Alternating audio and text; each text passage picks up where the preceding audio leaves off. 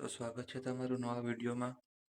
આજે આપણે time waste નથી કરવાનો. આજે આપણે ફટાફટ વિડીયો પૂરો કરવાનો છે. તો એન્ડ સુધી જોયા કરો આજનો કટઓફ.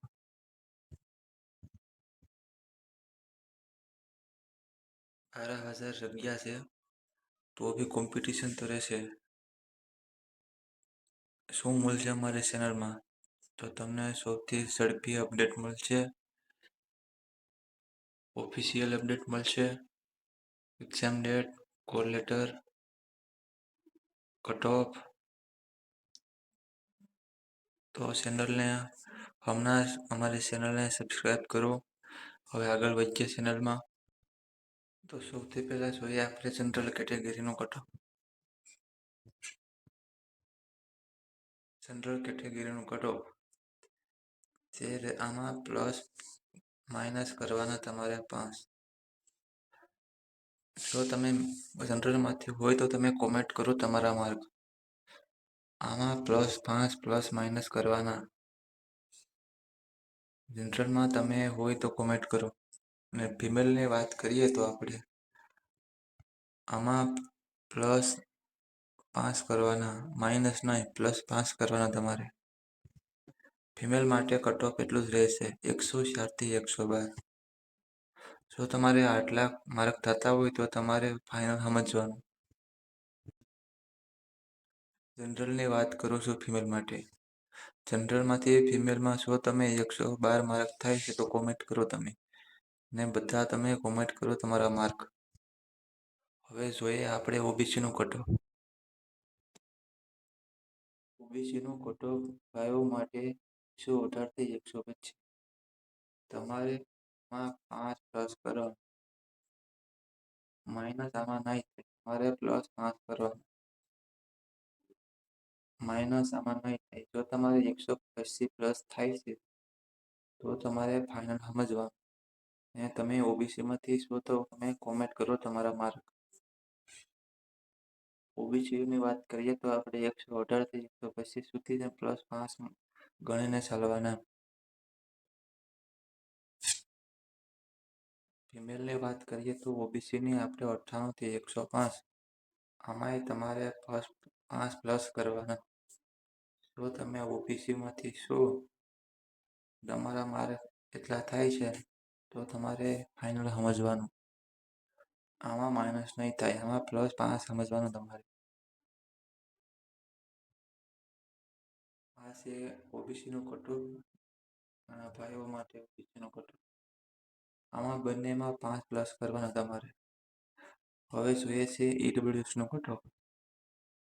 ઈડબ્લ્યુએસનું કટઓફ તમારે હાલમાં મેલ જોઈ શકો છો 115 થી 122. આમાં તમારે -5 કરવાના. જો 122 ઈડબ્લ્યુએસ હોય તો તમે સમજ. આમાં પ્લસ કરવાના થાય નહીં, આમાં માઇનસ છે.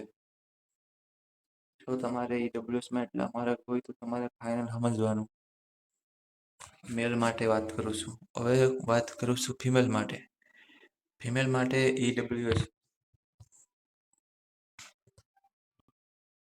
હવે વાત કરીએ ફિમેલ માટે. ફિમેલ માટે 95 થી 100 સુધી. જો તમારે એટલા માર્ક થતા હોય તો તમારે ફાઇનલ સમજવાનું ઈડબ્લ્યુએસ માટે. આમાં પ્લસ કરવાના થતા નથી, આમાં -2-3 થઈ શકે. જો તમે ડબ્લ્યુએસ ફિમેલમાંથી છો ને તમારે એટલા માર્ક થાય છે તો કોમેન્ટ કરો. ભાઈઓ માટે એટલા માર્ક હોય તો ફાઇનલ. ફિમેલ માટે આમાં -2-3 થશે. હવે વાત કરીએ છીએ એસટી માટે. તો એસસી કેટેગરી માટે તમારા માર્ક ભાઈઓ માટે 112 થી 117. આ તમારે ફાઇનલ સમજવાનું. આમાં 2 માર્ક થશે. માઇનસ નહીં થાય, +1 થી 2 હાલવાનું. જો તમારે એટલા માર્ક થતા હોય એસટી માટે, એસસી માટે ભાઈઓને, તો તમારે ફાઇનલ સમજવાનું. અને આપણે વાત કરીએ છીએ ફિમેલ માટે 92 થી 97.